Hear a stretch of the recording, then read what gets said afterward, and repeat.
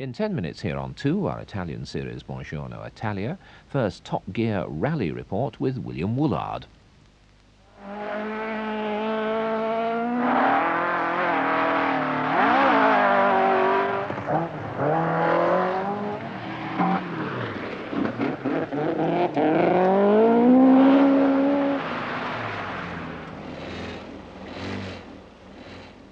Good evening and welcome to tonight's Lombard RAC report. It's the fourth day, and today the cars went south, down through the Forest of Dean to South Wales with a pretty punishing schedule ahead of them. 770 miles, that's as far as it is from Calais to Monte Carlo, 30 straight hours of motoring with just 2 short rest periods, 250 miles of that through forest stages saturated with weeks of heavy rain.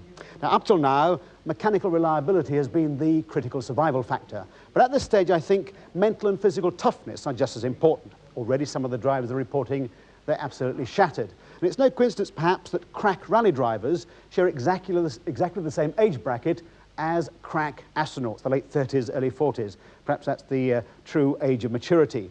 Ari Vatanen, of course, is only 32. In previous years in this rally, he's had a pretty shaky record. This year, he's not only romped away with the lead, but he's had absolutely no trouble with his car, which speaks of very smooth motoring. So the big question hanging over today is, can the car and the driver keep it up? Well, let's go over to Barrygill at Loughton Park to find out. Loughton Park, the first of 24 special stages waiting to change the course of the rally.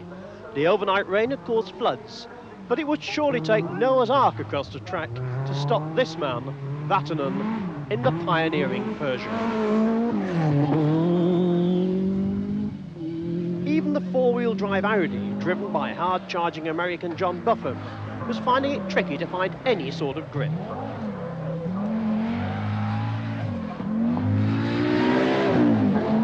Britain's Russell Brooks was really hanging the tail out, and hanging on to a top 10 placing too. And there'd be better news before the day was over.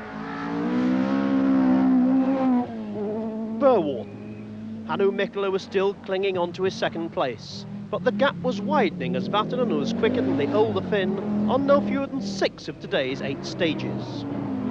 Michel Mouton was still third, but there were grim tidings ahead for the lady driver in the new Audi. Callie Grandel, favourite for Group A victory in the nimble new Golf, but being chased hard by Ericsson. Miles Scott. Vatanen had a puncture, but was still second fastest. Buffum was really charging and would promote himself to third place soon. But after a seemingly endless duel, Bear Eklund had to give best to Scotsman Jimmy McRae. He was fastest of all on this stage to move up to 5th place in his Opel Manta. Shaker Mater in the Nissan declared it was even slippier than the Kenya Safari, but he would slither into 9th place this evening. Francois Chauchy's Citroën was 21st, but in trouble. Roger Clark was now lying 15th on his return to rallying in the Porsche, ahead of the Middle East champion Saeed El Hajri in a similar car.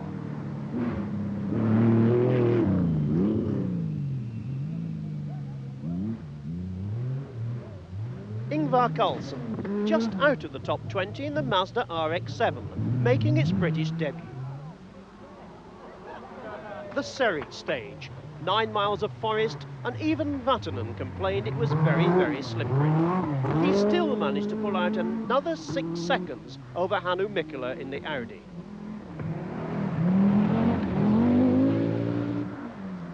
Per Eklund was now 6th in the turbo-powered Toyota. And McRae, the new British Rally champion, was aiming to beat his previous best ever finish, 3rd in 1983. Shaker Mater, with his wife encouraging him from the co-driver's seat, was making it a good rally for Nissan, with Salonen and Kaby ahead of him on the leaderboard. Phil Collins of Hereford was going strongly in 13th place.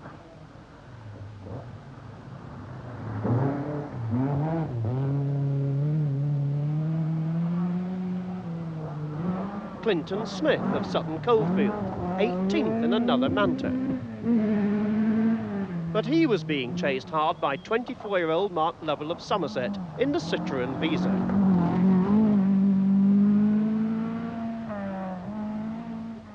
Harry Hockley of Newtown, lying 35th in the Vauxhall Nova.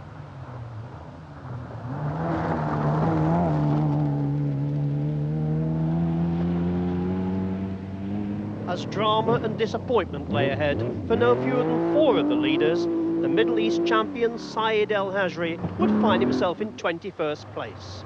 But everyone was ready for a break as Sue Baker met the survivors in Chepstow. Pierre, I gather you had some problem with the clutch on your car. What happened? Not big. There was some small things. Little bit oil. I think it's okay. Oil on the clutch? No. We spray a little bit oil here. Also on the cylinder. Oh, I Some problem see. there. Have you any other mechanical problems with the car? No. You're going very well indeed, and you're well up with the four-wheel drive cars. What sort of rally is it proving for you? No, let's see now. Tonight, tell it today. It's a long way to go. Yes. What about the Welsh stages? Do you like rallying in Wales? It's been very slippery this morning. Yes. Too slippery for me. Too slippery? It's dangerous like hell. Yes. And I hope it's been better now. Ingvar, what are they doing to your car? They're jacking up the back. Have you a problem with it? No, we have changed the rear shock absorber and checked the brakes and checked the bolts and normal service. Yes. Is that the pounding it's taking on the stages that is causing problems? It was very slippery and a little bit jumping, so we just changed the shock absorber for safety. Yes. And the rotary engine in your Mazda, do you have any particular problems with that in No, servicing? that's running very good and we had no problem with the engines. Yes. How are you finding the going on this rally? Fairly gentle? We have one problem because I have to stop 17 minutes on one special stage, but otherwise it was going well. Why did you Not stop? so fast, but we tried to go to the finish. Yes. Why did you stop for 17 minutes? We have to overtake one car and it was so muddy, so I went down a You little bit. went off? Yeah. But no, not too dramatic. We have to wait till the spectators come and pick us back to the road. Ah, what would you do without them? This car has just hobbled into the Chepstow Racecourse service area in rather a dilapidated state. 3 stages back, the driver went off and hit a tree and has smashed the passenger side into the car. I can't ask them about it because they only speak Czech, but the mechanics are busily at the moment trying to get the car fit to go back out on the road again. John, how's the rally going for you? It's going all right. Have you had any real drama so far? Well, we had a bad moment yesterday. We were overtaken by Roger Clark in his Porsche on the stage.